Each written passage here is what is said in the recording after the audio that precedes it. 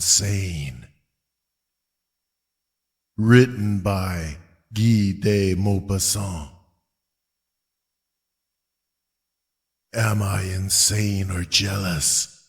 I know not which, but I suffer horribly. I committed a crime, it is true, but is not insane jealousy, betrayed love, and the terrible pain I endure enough to make anyone commit a crime without actually being a criminal? I have loved this woman to madness. And yet, is it true? Did I love her? No, no. She owned me body and soul. I was her plaything. She ruled me by her smile, her look, the divine form of her body. It was all those things that I loved. But the woman contained in that body, I despise her, hate her. I always have hated her, for she is but an impure, perfidious creature in whom there was no soul. Even less than that, she is but a mass of soft flesh in which dwells infamy. The first few months of our union were deliciously strange. Her eyes were 3 different colors.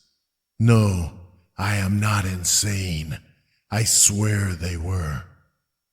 They were gray at noon, shaded green at twilight, and blue at sunrise.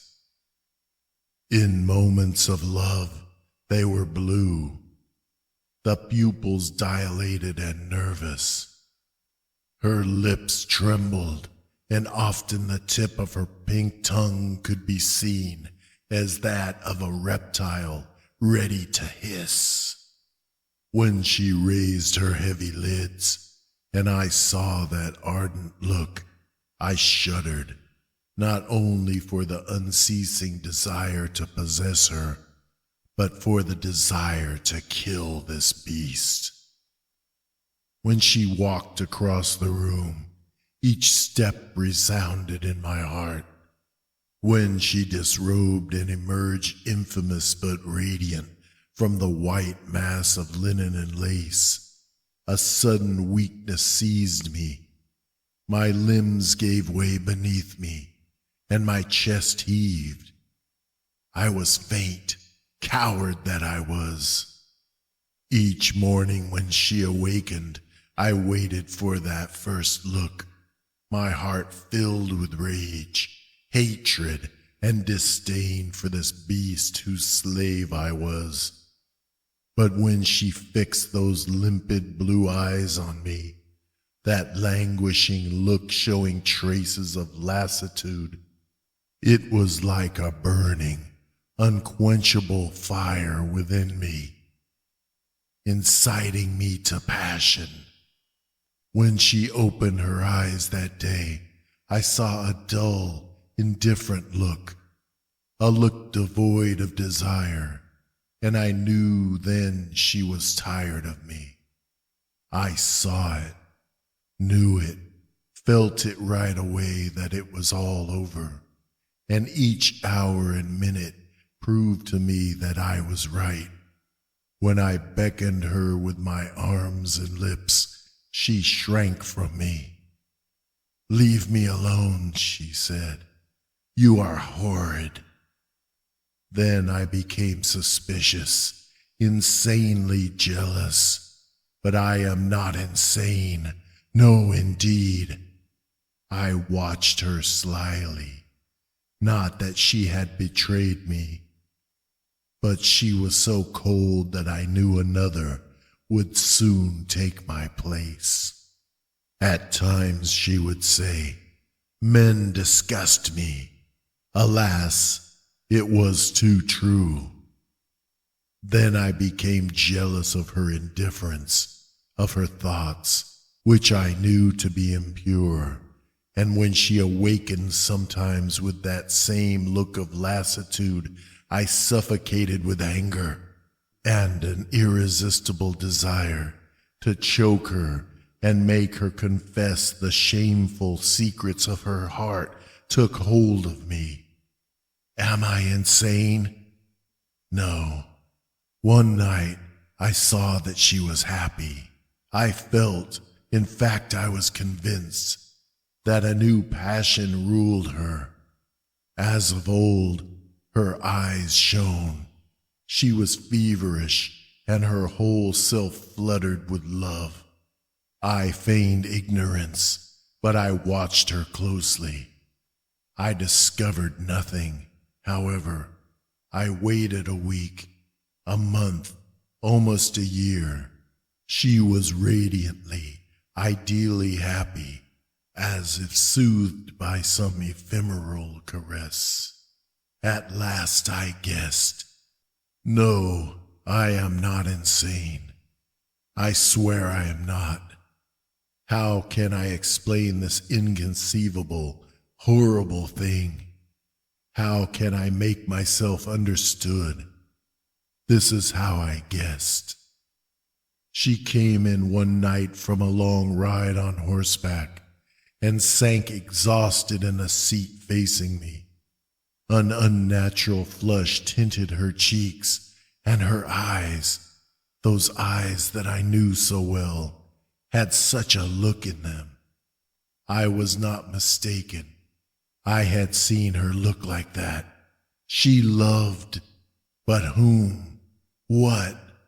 I almost lost my head, and so as not to look at her, I turned to the window.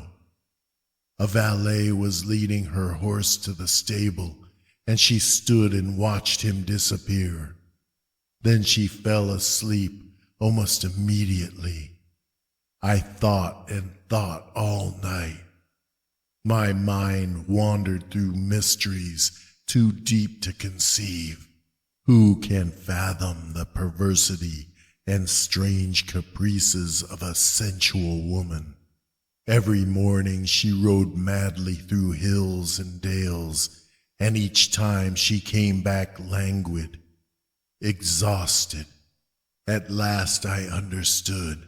It was of the horse I was jealous, of the wind which caressed her face, of the drooping leaves, and of the dewdrops, of the saddle which carried her. It was all those things which made her so happy and brought her back to me satiated, exhausted. I resolved to be revenged. I became very attentive. Every time she came back from her ride, I helped her down, and the horse made a vicious rush at me. She would pat him on the neck, kiss his quivering nostrils, without even wiping her lips. I watched my chance. One morning I got up before dawn and went to the path in the woods she loved so well. I carried a rope with me, and my pistols were hidden in my breast as if I were going to fight a duel. I drew the rope across the path, tying it to a tree on each side, and hid myself in the grass. Presently I heard her horse's hoofs. Then I saw her coming at a furious pace, her cheeks flushed, an insane look in her eyes. She seemed enraptured, transported into another sphere. As the animal approached the rope, he struck it with his forefeet and fell. Before she had struck the ground, I caught her in my arms and helped her to her feet. I then approached the horse, put my pistol close to his ear, and shot him as I would a man. She turned on me and dealt me 2 terrific blows across the face with her riding whip, which felled me. And as she rushed at me again, I shot her. Tell me, am I insane?